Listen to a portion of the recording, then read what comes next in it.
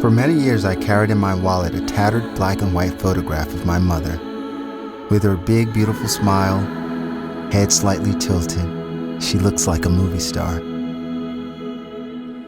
At the time of my mother's death, the family didn't have the money to put a tombstone on her grave, and before we could, the business office of the cemetery burned to the ground, and all of the records of the burial sites were lost.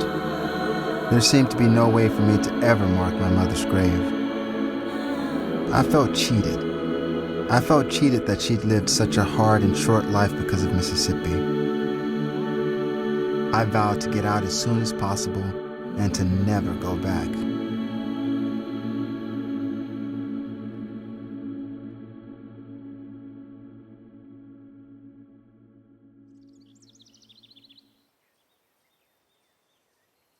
I decided to find the photographer, Mr. Anderson, who had taken the portrait.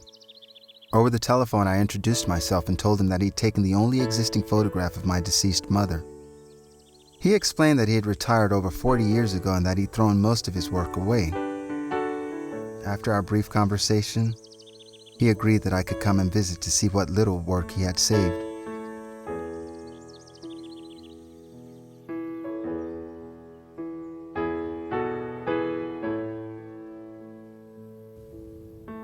A few weeks later, I was on a plane heading to Greenville, Mississippi, to Mr. Anderson's studio with only one purpose in mind.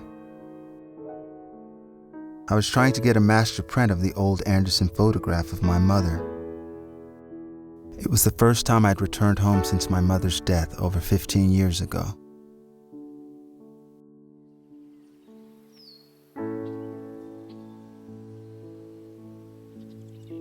As I pulled up to Mr. Anderson's house, the memories of my first visit to his studio came flooding back. I was 5 years old.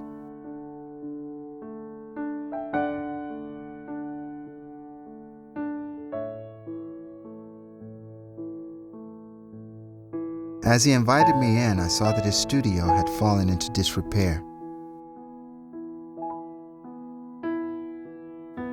I sat with Mr. Anderson, and our conversation grew beyond the tattered photograph.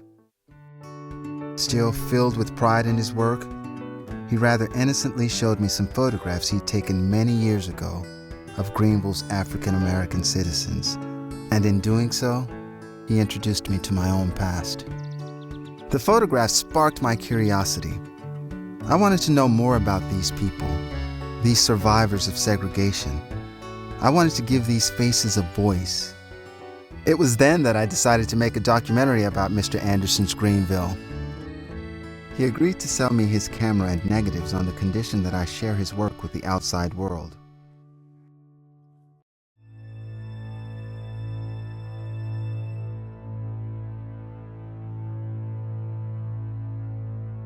A group of concerned citizens asked Mr. Anderson to go to Belzoni, Mississippi, to photograph the events surrounding the death of their friend and neighbor.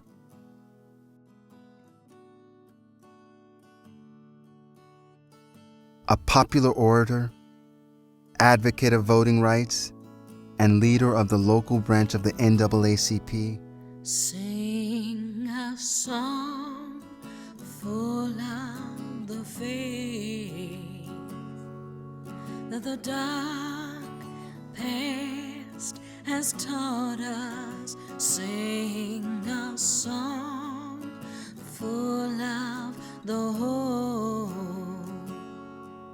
that the present has taught us, facing the rising sun of a new day begun.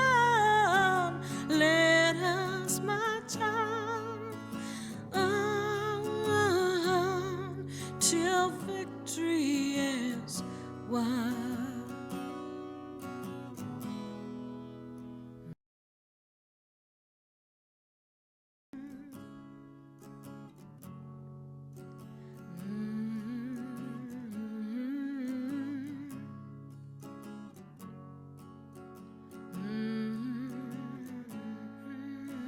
Through Mr. Anderson's photographs, I learned about a world that was completely foreign to me.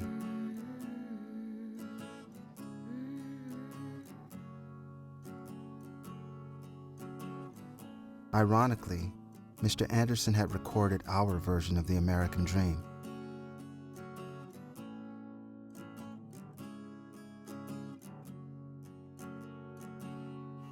The photograph of my mother was the key to an inside world for me, and I had hoped that I would be the key to the outside world for Mr. Anderson.